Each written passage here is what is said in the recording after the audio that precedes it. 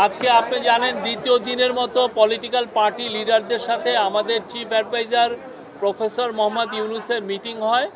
আজকের মিটিংয়ে ওনার সাথে তিনজন উপদেষ্টা ছিলেন। ফারুক আজম সাহেব ছিলেন উপদেষ্টা liberation war affairs, AFM Khalid Hossain ছিলেন, উনি রিলিজিয়াস অ্যাফেয়ার্স উপদেষ্টা, এবং ইন্ডাস্ট্রিজ উপদেষ্টা আদিলুর রহমান খান ছিলেন।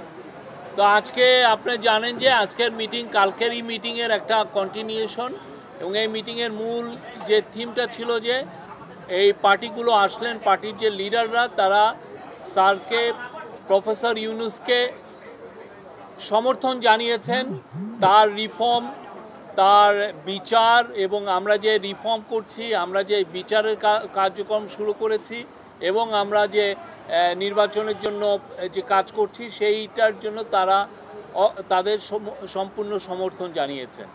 আর অ্যাট দ্য সেম টাইম তারা বলেছেন যে তারা আমাদের চিফ অ্যাডভাইজার এবং আমাদের যে ইন্টারিম গভর্নমেন্টের পাশে থাকবেন। এটা ছিল মূল মেসেজ। আর অনেকগুলো বিষয় নিয়ে কথা হয়েছে, ইলেকশন নিয়ে কথা হয়েছে, রিফর্মের প্রোগ্রেস নিয়ে কথা হয়েছে।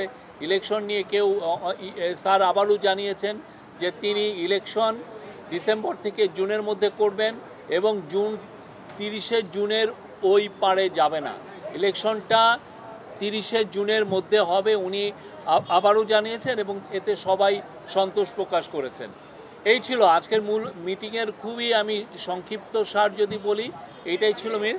আর স্যার তার ভাষণে দুইটা গ্রুপের সাথে ইন্টারাকশনের সময় কিছু কথা বলেছেন। তার মধ্যে আমি প্রফেসর ইউনুসকে কোট করছি, উনি যেটা বলেছেন, আমরা বড় যুদ্ধাবস্থার ভিতরে আছি।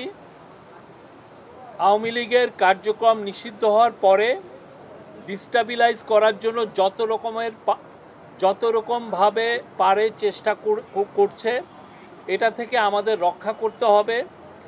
তারা কিছুতেই মেনে নিতে পারছে না। বিভাজন থেকে আমাদের উদ্ধার পেতে হবে, ঐক্যমত থাকতে হবে। আত্মমর্যাদাপূর্ণ জাতি হিসেবে আমরা যতটুকু দাঁড়াতে পেরেছি এটা যেন সামনের দিকে যায়। সবাই একসঙ্গে বসাতে উনি বলছেন যে আমি মনে সাহস পেলাম। সুষ্ঠু নির্বাচন করতে না পারলে আমি অপরাধী অনুভব করব। আর তারপরে বলেছেন যে মহাসুযোগ পেয়েছি অভ্যুত্থানের কারণে, ধ্বংস হয়ে যাওয়া দেশকে টেনে আনা, আওয়ামী লীগকে নিষিদ্ধ করার সঙ্গে সঙ্গে আর একটা যুদ্ধ পরিস্থিতি তৈরি হয়েছে দেশের ভিতরে এবং বাইরে, যাতে আমরা এগোতে না পারি, যাতে সব কিছু কলাপস হয়ে যায়, আবার যাতে গোলামিতে ফেরত যাই, এটা উনি বলেছেন। মানে যারা এই কনস্পাইরেসিগুলো করছে তাদের ইন্টেনশন হচ্ছে আমরা যেন আবার গোলামিতে ফেরত যাই। আমি যতদিন আছি দেশের কোনো অনিষ্ট হবে এমন কোনো কাজ হবে না, নিশ্চিত থাকেন। আমি যতদিন আছি দেশের কোনো অনিষ্ট হবে এমন কোনো কাজ আমাকে দিয়ে হবে না, নিশ্চিত থাকেন।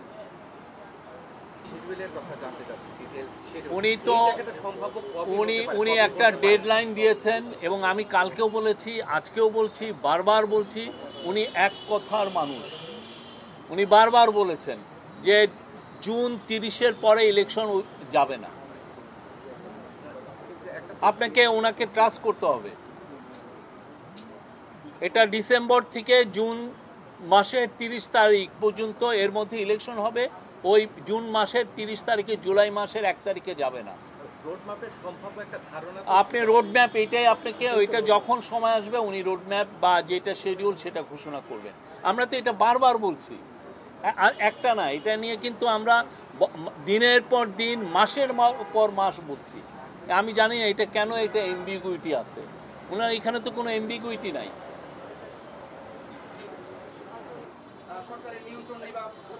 আমাদের গভর্নমেন্টের তো 3টা ব্রড কাজ আমরা বলেছি।